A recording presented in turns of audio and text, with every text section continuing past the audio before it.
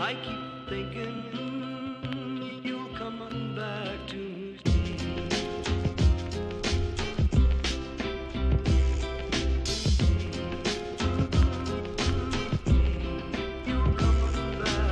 Content marketing requires a holistic strategy. The work you put into planning before publishing is the best setup for success. Our next speaker will show us how to ensure our content is visible to search engines without sacrificing its value to humans. Let's get ready to make our content meaningful, useful, and findable. Please welcome Misty Weaver.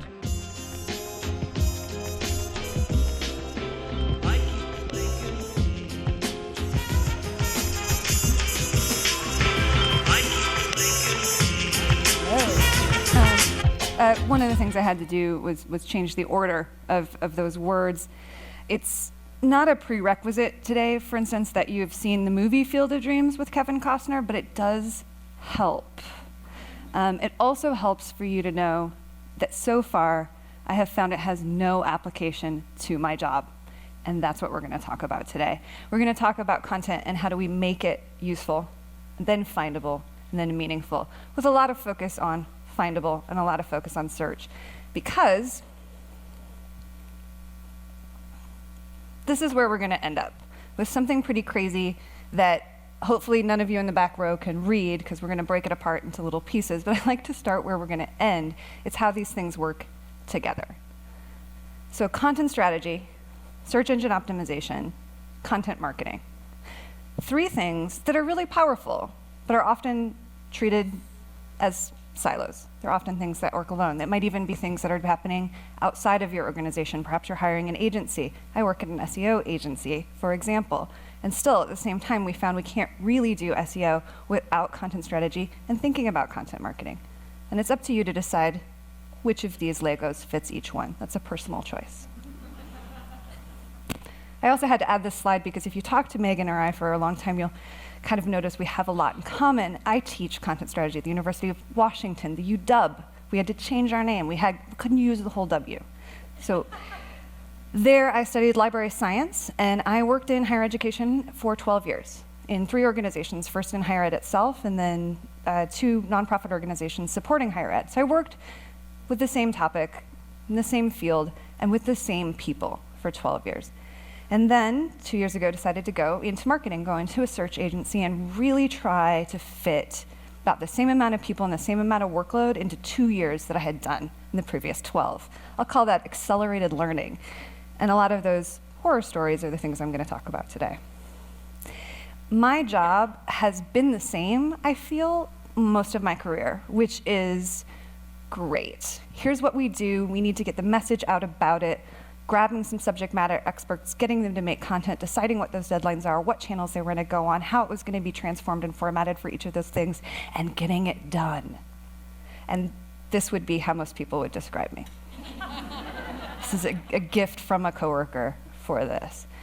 I don't know if I'm herding cats or if I am. I think it's both. In all of those 14 years of working as what is now called a content strategist, I did see something that was common, something that happened all of those years. And I think that we all have this possibility of getting over it together.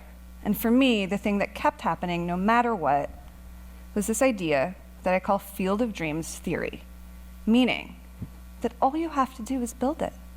Whether we're talking about a website or a blog or a Facebook presence or a video, that's the new one, that as long as you build it, people will come to it. A voice inside of their hearts will get them to stop what they're doing, get in their car, drive to you, and give you their money, because nothing could be as important as you. If you build it, that is enough to get them there. They will come. If you build it, they will come. It's a beautiful line, a beautiful movie, a beautiful book. It has nothing to do with marketing because it's about redemption and soul and some really meaningful things that, in general, marketing is not about. Sorry. Because the problem is, a lot of the time, you build it. The thing is, they don't know you, or they can't find you, or when they find you, you do not have what they want.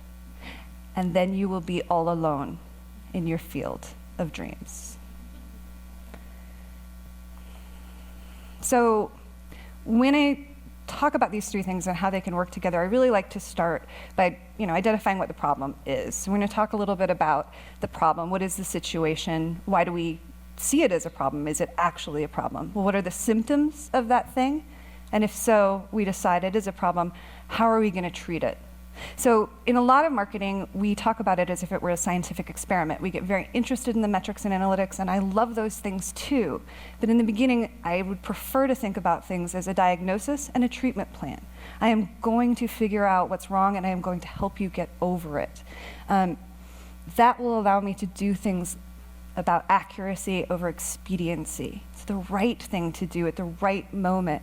And for me, that really brings the idea that problem solving, sure, it's about watching, it's about observing, but it's a lot about listening. My research process is listening. We really do need to identify the thing.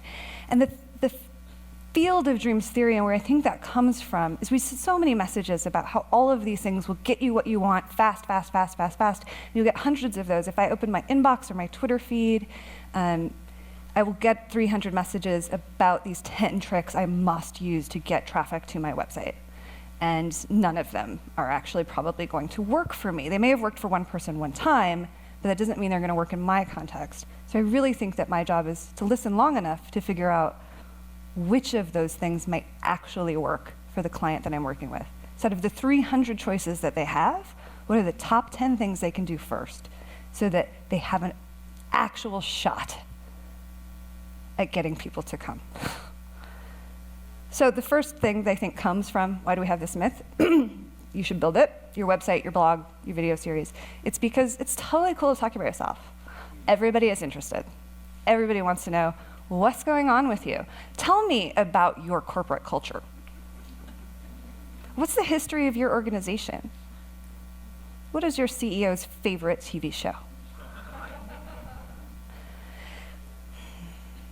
I mean, brand building, obviously, it has a very important place, but my question is, that might be very interesting to you, is it interesting to your customers? And if you can answer that question, yes, I believe that, then it might be worth telling that story. Search. The second idea is that optimizing your metadata or having that metadata in place will be enough. You will be found, you will be ranked. And of course you want to be ranked in the first 3 spots on a search results page. When I say the word search, by the way, I mean Google. Yeah, I know about Bing. But most of the time we are actually optimizing for Google because it's the more common place that people go. However, so metadata, I love it. I'm a librarian, and I think that it has a lot of great things that it's going to do for you overall. But optimizing your metadata alone does not describe what search is. And then finally, speed will save you. And what I mean by that is, if your servers are fast enough, if they're in the right location, if you've got your site speed down, if it's loading really fast, that those technical things will be enough. If you've got the technical infrastructure, the right CMS system, that's all you need. You just put some content in it, you're done. Generally, you're going to need to do a lot more than that, mostly because there are other people on the field. And they are also putting things on the internet, sometimes using words that you would like to use. And you are going to have to compete with them, and you're going to have to respond to what they're doing. And all of those things will get in the way. So loading in 30 seconds is really important. I do have a client who is only concerned with loading speed, not concerned with putting words on his website. And we'll talk later about why that is a little bit of a conflict. Another thing that I see is the site is done because you put a buy button on it. It's got a buy button, so we're done, right? UX'd. It's UX'd.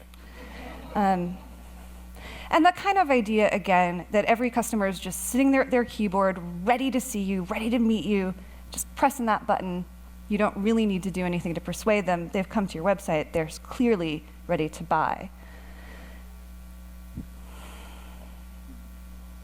I want you to imagine this website. It's got a hero image, and then maybe like 2 words, and then a tagline that sort of supports those words, and then a buy button. And have you seen this one before? Maybe if you scroll down a little bit, maybe it's got like some features, maybe like 6 more words. Oh, okay, scroll down, okay, 6 more words. What if all of the websites look like that? It'd be really hard to compete. And it'd be really hard for your customers to tell the difference between you, your competitors, if you all look the same. But it's been a very common design that we have big hero image, tagline, and a button, and not enough to really support it.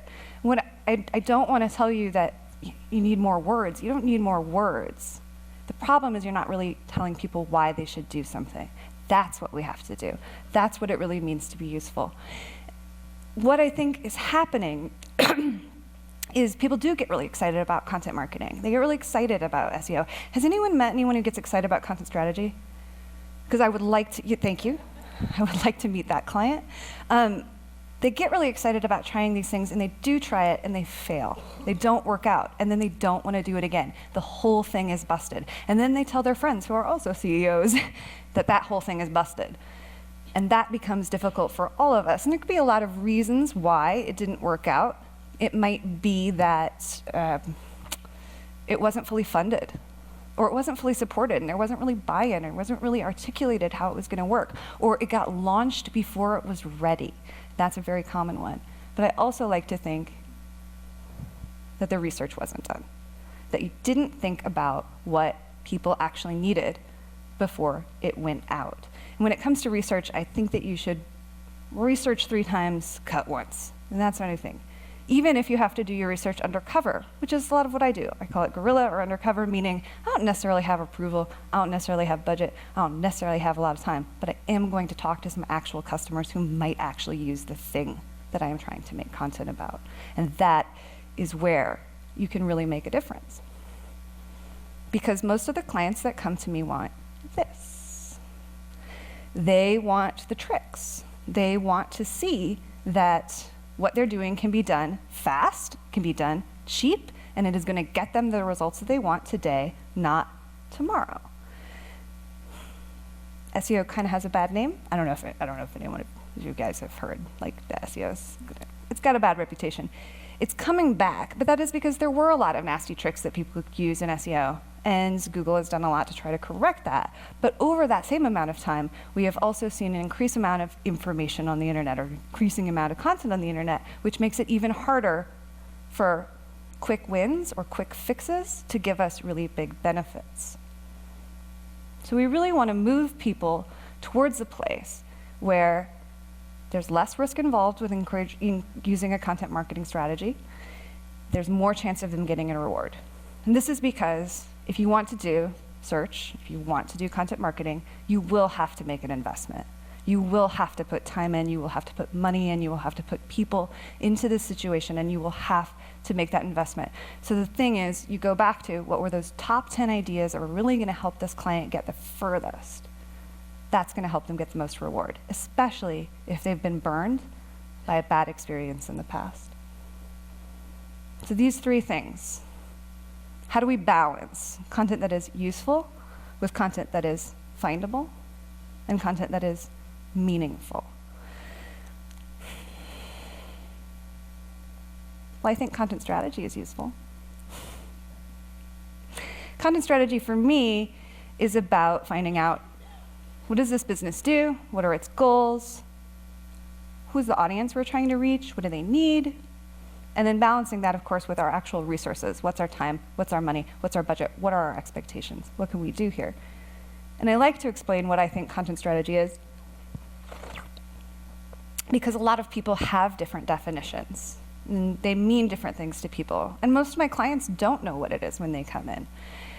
I've had a really great explanation of, I think of content strategy as like that boulder that's chasing Indiana Jones through the thing. It's just, you can never get ahead of it. It's just crushing you. It's always over your shoulder. It's going to destroy you.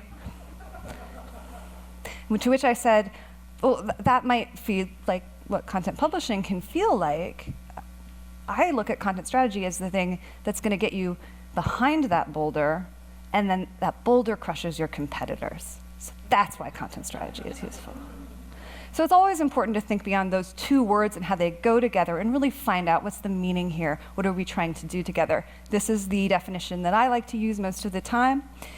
We're about appropriate, getting the content into the space that we need it to be. And that is a focus on the internal people as well as the external people. It is a focus on the channels. It is a focus on the formats. And it is a matter of time. And when are we appropriate to the time that we're in?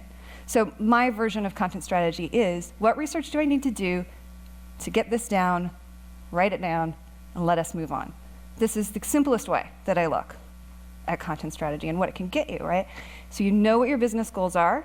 You've prioritized 3. You've articulated them. You've agreed on them. You're not going back to revise them. Those things are down. You know what your audience, you've identified your primary audiences, and I like to look at 1 or 2 primary audiences. I had a client who a lot of this work is based on who said, everybody loves my product. Everybody in the world is my customer. Very hard to market to that target. So I said, no, we're going to focus on some primary places that we want to go, and then we're going to learn about them. We're going to learn about what they need. And then underneath this, I'm going to divide it by what I can actually accomplish. What can I actually do? Who do I have inside my organization? How much time? How much money am I going to give them? And how much power am I going to give them? I mean, that's really important. How am I going to support that staff and actually letting them get things done? You put those 3 things together, you get a plan. Content strategy, plan. That's what most of my clients don't understand. It's not the content necessarily or the messaging that comes out of it. It's the plan that's going to allow us to do that.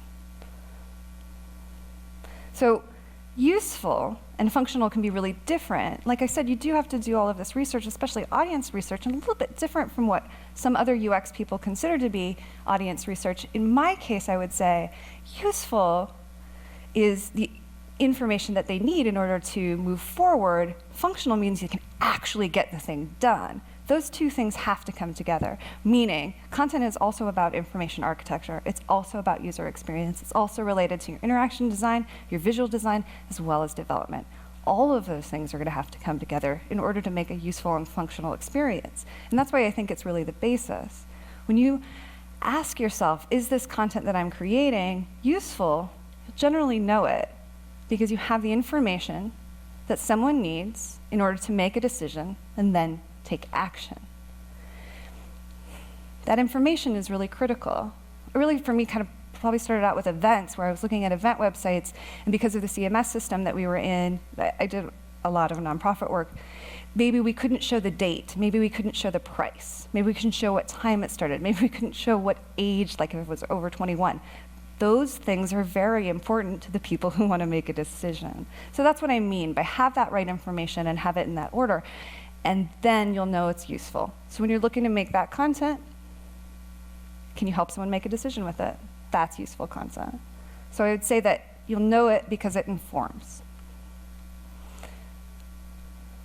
It helps them get to a different and maybe even a better state. If it were a baseball field, I would say this is your outfield.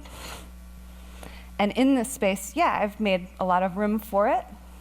It's because generally, there's a lot more information than there is pieces of content put together.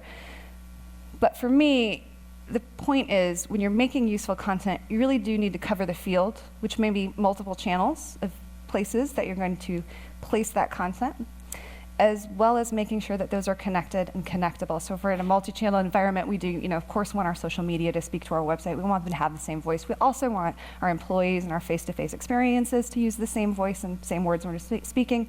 So that connection is going to be really incredibly important.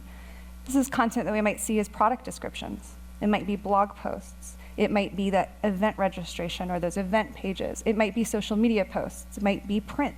These are all the things that will fit into that informative information of that useful content. And I put it up here, and I put it first because this might be all you can do with your resources. And if this is all you can do, I would say that that's better than building a baseball field in the middle of nowhere that someone may or may not come to it. So that means a lot of us as content advocates or evangelists really have to argue for, no, I would really like to prioritize this first. This is the part that's really got to work for me, other than putting all of my resources into doing something kind of weird or shocking or risky. And the second piece is, once you have that good groundwork, you have a strong foundation, you know that your content is useful because your information is good. If no one can find it, it doesn't matter.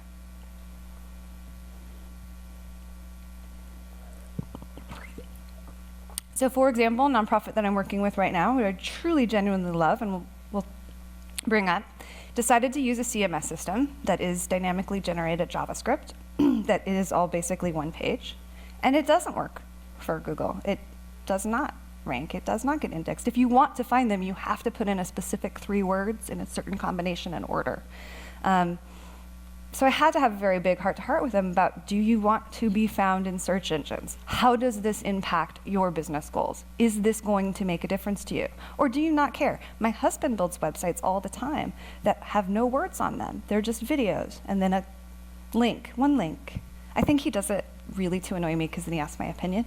But he goes to events, he hands out a business card and says, hey, look at this website. It's a recruiting technique for him to show developers what kind of cool innovations that they can do, but he doesn't want to be found on search. Doesn't matter to him, it's not what he's after. So I have to ask my clients, how important is this to you? Do you want to be found in search? Well, since I work at a search agency, most of them do. And that means that if we have to change CMS systems a year after they've just purchased a big one, it's not a happy conversation. When we're thinking about how we look at search, there are a lot of the advices, still write like a human, be a human, think about the humans, but you do also have to think about robots, because robots are crawling and indexing the sites, and they don't think the same way that we do. They don't have the same logic in their algorithm. They're thinking about, what should I put first? Who's got the most authority? Who deserves to be in that top 3? What order should they go in? And they don't really read the whole thing. They don't really understand your context, and they don't really understand the power that you have to deliver. So if the message is at the end of your blog post, for example, they're never going to get there. So it has to be about structure. It has to be about signals. There are a lot of technical signals in SEO.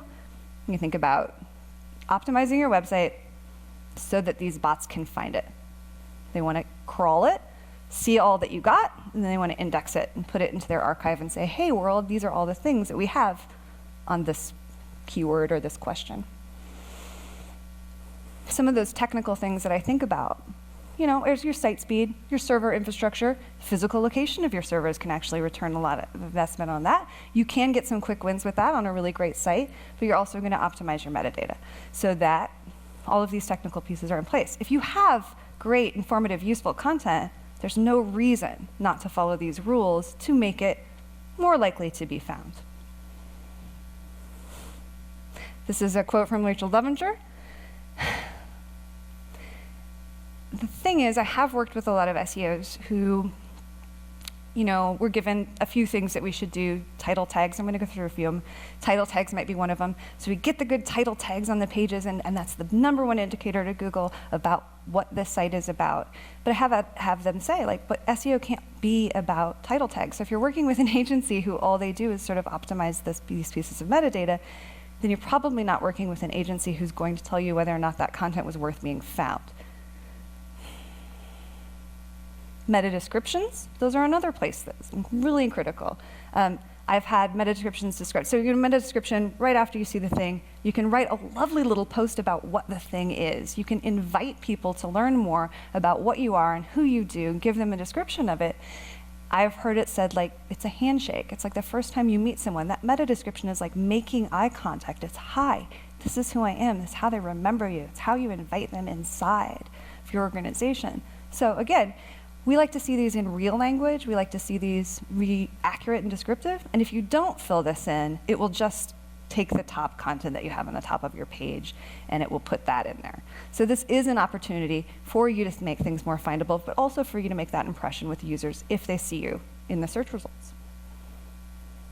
Another indicator is an H1. Have you ever lost a battle with a designer where they wanted a lot of emphasis, and then you had a site with 31 H1s on every page? I've lost that battle. I've also lost the mega menu battle. If this happens, it doesn't do well. As far as Google is concerned, it's just like you're just shouting. It's all caps all the time. So all those H1s are caps all the time. They're looking for you to use the H1, which is a heading, to say, this is what you're here for. And it's like saying, you had a question, you came to my search engine, you typed it in the box, you came to this site, and that H1 really should provide the answer to that question, that relevancy. And if people leave your site right away, it's a signal to Google that you haven't done that. If you have 31 H1s, Google's like, bleh, they're just shouting, I don't know what they're doing. Because Google has more reason to deny you traffic or to deny you organic ranking than it does to promote you. You didn't pay them. So that's the way to think about that. And another thing that you can use, of course, in these signals are alt tags. So alt tags are very powerful for me in terms of accessibility. I think they make a very, very good thing, especially archiving. If you have work that you really want to keep remaining your own, you can use alt tags. But I've also noticed I have a lot of sites who love images. They love to put images on the sites. Maybe they use some alt tags on that, and that gives them even more juice. They're really great at showing up in a Google image search, but they're not really great at showing up for the actual topics that they wanted to show up for because they didn't put those topics in the main content. So although alt tags are very powerful, they're not as much of a priority as that main content and the topics that you use. So does that mean, as we hear more and more, that SEO or the Google algorithm is getting closer to trying to define whether or not you have a good user experience? And that is a matter of site speed and metadata and things like that. But is SEO concerned with how you structure your code and how you structure your page? It is. It's trying to get closer and closer to that. So they're also going to look not just for that H1, but how far down is your main content? How much do people have to wade through in order to get to it? They're looking at the priority order of what you do. Because like I said, you could put alt tags in a bunch of images and a bunch of images on your pages, but it's very hard to optimize for that. It's very hard to show up for a topic that you don't write about. Search engines at this time are still more focused on text than anything else. So if you don't have that text, it's very hard for someone to get you into that top 3 position. To make content findable, it goes back to knowing about your audiences. Know your customers and know your users. You can use a lot of SEO tools, or you can get help from an agency to find out what people are searching for. You can start to feel around at what those topics are going to be, what their questions are. When you get there, when you get to that H1 or you get to that opening paragraph, it really should provide relevance. It really should provide an answer. So the best way to think about findable content is, am I providing answers to people? Does this content answer the questions that they have that relate to me? One of those questions that a lot of SEOs have, for instance, like there's SEO pain, by the way. SEOs feel pain. I know it's not a common knowledge, but it's not a lot of them. For example, a person that I had to talk to for an hour who's nearly crying. Company, brand decision would not let him use the word boots in anywhere on the site, and they sold boots. That wasn't what the brand was going for. They only wanted to use branded terms, and you can show up for branded terms, but it does make it really hard for you to reach a wider audience. Another place that this shows up, and I've certainly seen this, is there are certain brands that refuse to call what they do jeans because that cheapens them. Well, if your customers are looking for jeans and you don't have jeans anywhere, then you may not show up. Google, of course, gets smarter, and it makes this, jumps and leaps, and it makes these associations for us, but we should never assume that it's on our side. And I guess that's my number one takeaway. So there's also this idea, is that your clients feel like what SEO is ultimately going to do for them is get them more traffic all the time. So you put in your optimization, and you're going to be here now, you're going to be over there later, and it's all just going to get better every day. And this is from an article from Matthew Barbie. It's not that Matthew Barbie is the first person to say this. Someone says this every day. These articles are hard to find. And they talk about the real SEO, or what really goes on with SEO. And Matthew says, no, that's actually a lot like this. It comes and it spikes and it webs, and it also takes a really long time. So most statistics say 3 months to 2 years. Search engines index, and so once your content gets out there, Google doesn't like come along and go, yay, you finally built that field in Iowa, thank God. It's going to take a while. And at the same time that you're producing content, your competitors are too. And your competitors aren't just your direct competitors that you know about, it's everyone using the words that you have, or just anyone competing with mindshare for your clients, or your customers. So SEO is going to take you maybe 3 months to 2 years to see results of you working on it constantly, of you constantly keeping in mind what those competitors are doing, improving that content, making minute adjustments both to the metadata and what's on page, thinking about it in your strategy so that you are continuing to provide answers as well as useful content. That's 2 years of hard work. It's a lot of investment, and it's a lot of paying attention to a lot of details every day. And the results are not a steady climb up, and there's no exact promise about where it's going to get you. Most people that I have seen come in, they want sales tomorrow. They don't want sales 2 years from now. They don't want to show up 3 months from now.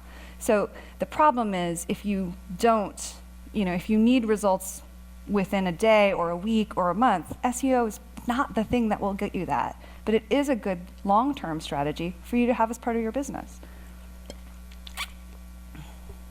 Things that drag you down? Again, not enough content. Not enough strategy behind that content, not enough thought around that content, not enough useful content, not enough answers.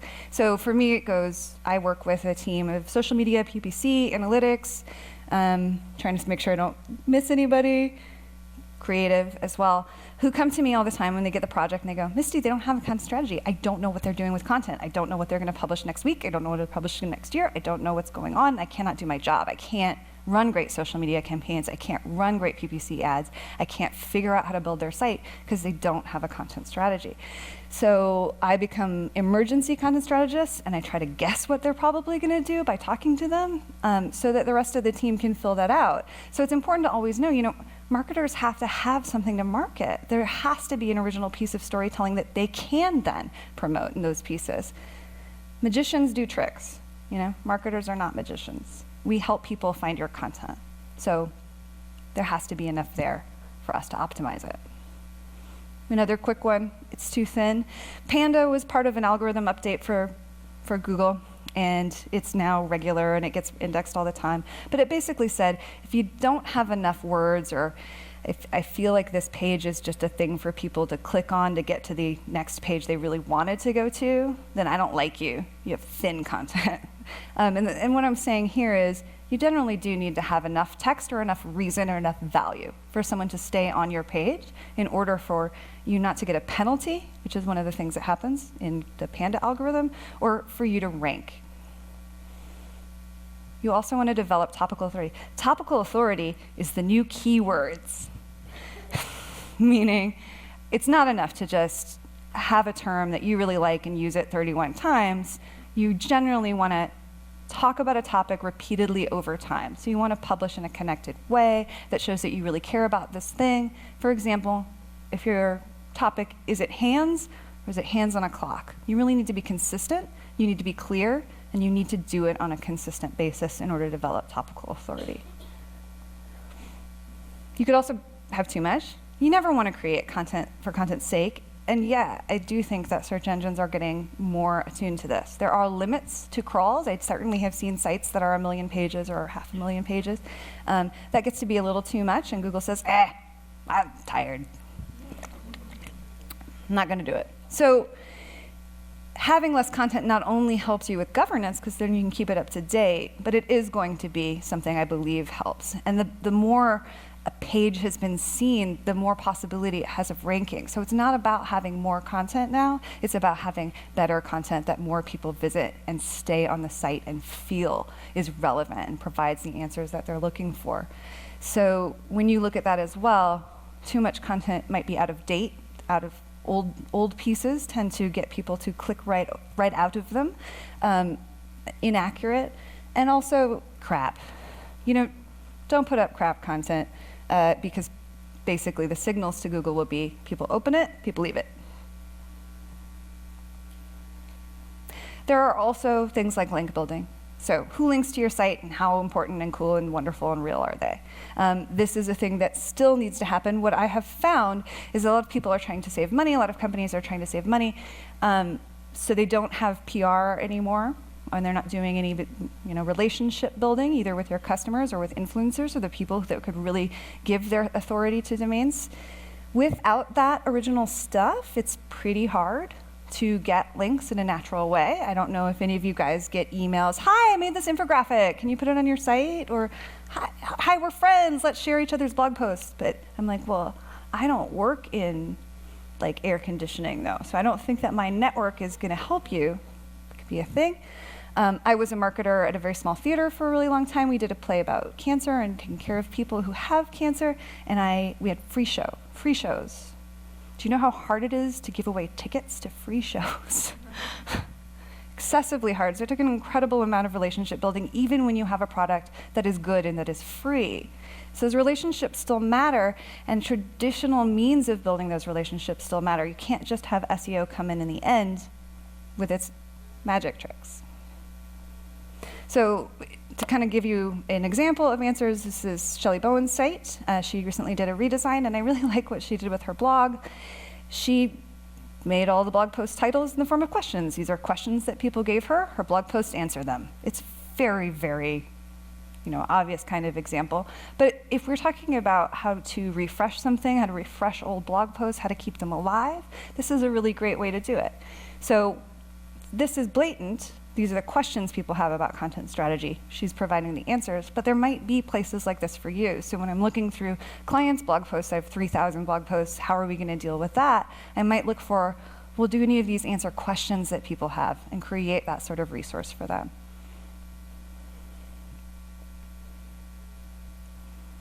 When we put it all together, that useful content, that content that informs, having that there will support your visibility. It will show search engines that you are around.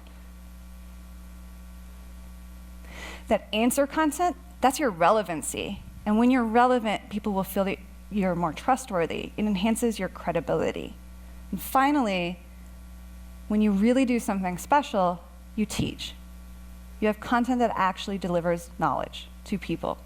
And that is where you can turn people from your customers into your fans, to do the thing that most content marketing wants to achieve, which is for your fans to promote you without you paying them money to do it.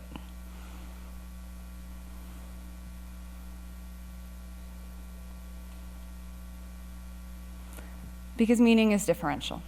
It makes the difference. Do you have something to say that will really transform someone's life or help them get something done? Or did you just want to get their email address so that you could put them in your, Salesforce? Because if that was your motivation, then it probably won't be enough for them to tell all their friends on Facebook about how great you are.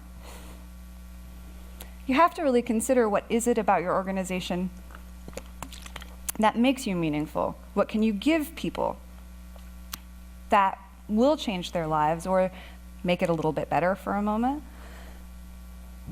So we have a different definition of content marketing than most people. I've heard a lot of definitions of content marketing, and I've heard that it's the new advertising, or it's video, or it's marketing but with content.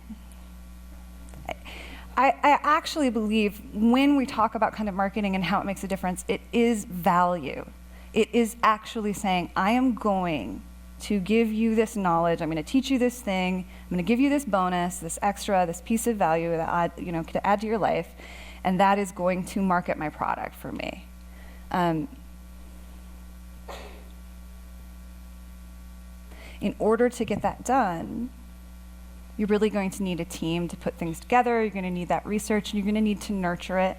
One of my favorite examples, I think it was, I don't want to say the wrong thing, but I think it was Kapost, and they did this great series of things about marketing and how it's just like Star Trek. And this was the decision-making process. We like Star Trek, and our customers are nerds, so they are going to like Star Trek. So let's spend a lot of money and a lot of time and do a whole thing about Star Trek. And it bombed. Yeah, seriously bombed. Because turns out that was just a little too tongue-in-cheek, and there wasn't really any information in it. And nobody wanted to know which Star Trek character they were. They wanted to know how to make better content so they could get more traffic and get more sales. So you can't just be cute to make content marketing work. You have to help answer those questions. There are a lot of myths. One thing I really look for when I'm talking to people about content marketing and who I'm going to work with that I think is going to make content marketing that's of value is whether or not, they're looking at formats or they're looking at functions and what we could add to someone's life. Go through this conversation. All good content, useful and it's informative and it answers questions. Yeah, I got the first 5 down. So what? And the so what has to be to my audience. It has to be my customer. What does this mean to them? What am I doing for them? What am I giving them? It has to be a sort of pay to play. The biggest thing I think behind it, sorry, this is the only time I've ever had one spreadsheet in a talk, and I think it's very exciting. This is from Gather Content, and this was real time, and I took a screenshot of it, and there was people talking about how long it took to make a piece of content that was really good, and it was 24 hours of continual work to make a good piece of content. Most of my clients would like it an hour to 4, and for us to tell them it's 17 to 24 hours for a good piece of content, because I'm going to talk about ideation and making a brief and then researching it and then making it and then fact-checking it and then proofreading it and then publishing it. Yeah, those things should all happen, by the way. This was, my mind, I cried. My mind was blown. But that is part of the Field of Dreams problem, or the theory to me, which is the idea that all you have to do is make good content, and that's enough. People will come to you, they'll get in their car, they'll stop what they're doing, they'll bring you your money, just because you made high quality content. Probably not. You are probably going to need to promote it. This happened last night, by the way. And I agree with the statement. Content promotion alone is a waste of resource unless your content is your product. So the meaningful content that I'm talking about when you're doing content marketing, that is the product. You are making this content to give away. You are giving value. You are teaching something. So it is okay to promote that. Go ahead and promote that content. But promoting your product and calling it content promotion is not the same thing. And I think that's what she's arguing. But there's a little bit of tension, and this was my friend's response, and he's a bit snarky. And if any of you are ex-KCD fans, then you'll know what 386 means. Or you can ask me at the after party. You can make a guess. I might find another squirrel somewhere that can be a prize. Christina says, content promotion isn't worth your time because we really should be thinking about what do our audiences need. And if it turns out what they didn't need was your content, they didn't need more content in their lives, they needed to get to the checkout line sooner or whatever it is they actually needed, that's where you should spend your time and money. That's all that she's really asking. And Kane is being very snarky, and he's saying, oh boy, lots of people aren't going to agree with that. Well, it's just this. Kane believes in the Field of Dreams theory as well. He is just saying making good content isn't enough. You will also need to promote it. But both of those things can live together. You make good content because that's the thing that your customers needed. Then you promote it. You make it findable, then you promote it. Because you can't just build it, they will not just come. You put all those things together, and it's about making something that educates. That meaningful content is adding value through knowledge. That's content marketing to me. I know that it's a little bit different. Make it a video if that's what your customers need. In order to get it done, know that good content marketing is going to take time. It's going to take money. It's going to take personnel. It's going to take that high quality content metrics. You are going to do all the things necessary to make sure that it is really valuable. Some of my favorite examples, content marketing, Michelin stars, Michelin tire company, food. Well, the story behind the stars was that they wanted to encourage people to get on the road and see more. So they were like, I'll rank restaurants so that people will travel more and they'll go see more restaurants. That's where the Michelin star comes from. It's one of the first and best examples of content marketing. Someone else who does it extremely well, they're neighborhood guides, Airbnb. I want to tell you more about this neighborhood that you live in or that you want to stay in so that you'll have a better experience there. That's a form of content marketing. And it does bring people to them, but it also helps people. They learn something when they read it, and it helps them make a decision. So you can use this system to do your research. That's how I do it. So when I am doing my user research, when I'm interviewing people, when I'm looking at surveys, when I'm talking to salespeople, I say, okay, great. What information do they need? What are their questions so that I can make sure that I'm providing their answers? And what would really make them a fan of me? What do they really need to learn? So I think about informative content as something that is maybe snack-sized. It's the small pieces. The answer content that sits on my website is an evergreen. And that educational content, that's something special that I do, that I might put out as a video series or a blog series or a white paper or an event. It may not actually be something that lives on my website, but I'll promote it through all those things. And I'll do my user research so that I know all those things before I put the plan to create them. What I think about in that is how to break it down very simply for my clients. There is a line of how complex things should be and how much we should make. In complexity, I think about informative content as very small. Hi, I'm here. Let me get your attention. Going on to medium, where you're gaining trust. That thing you were looking for, I have it. Finally, to creating something really special, educational content or content marketing, this is about what you're passionate about. I'm passionate about it, and I want to help you bring it into your life more. It's very intense. It takes a long time to make, but it can help people advocate for you. Whereas your informative content, which might be your social media posts, your blog posts, your event registration pages, they're small, but they help people get things done. On the other side, when we talk about frequency, again, I'm going to make less of that really special educational content because it's such a big endeavor and it's such a big investment to make. My answer content, I'm going to keep steady. Maybe that's a 10-to-1 ratio. I think about this as that evergreen content on my website.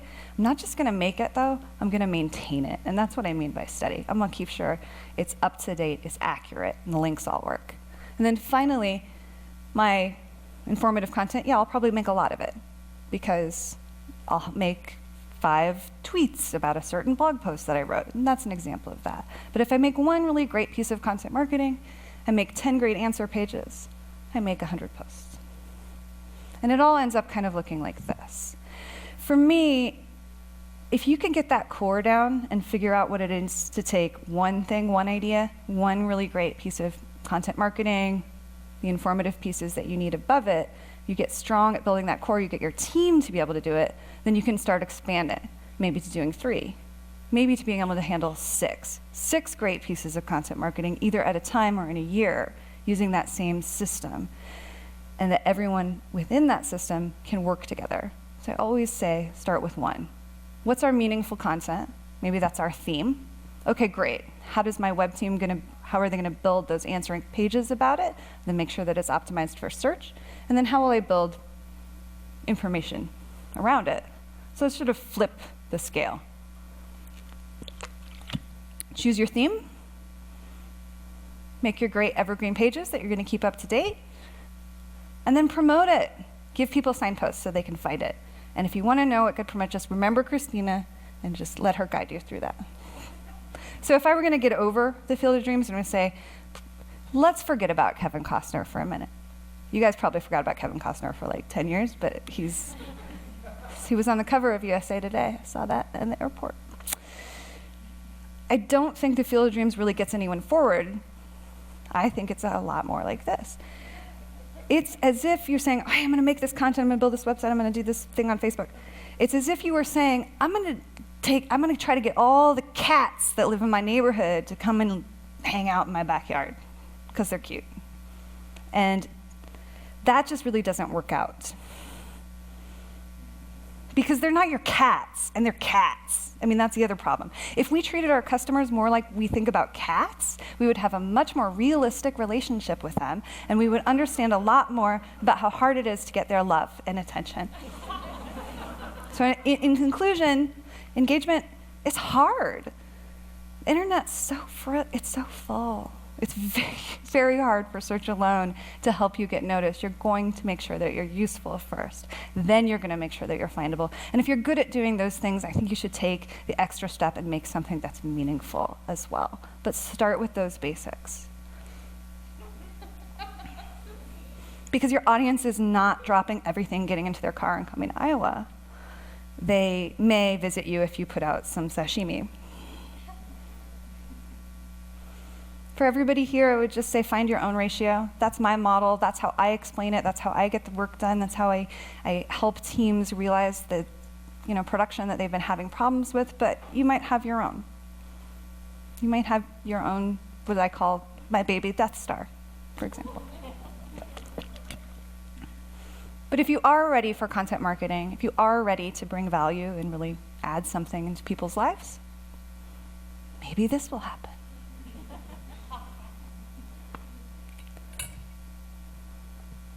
Thank you guys very much.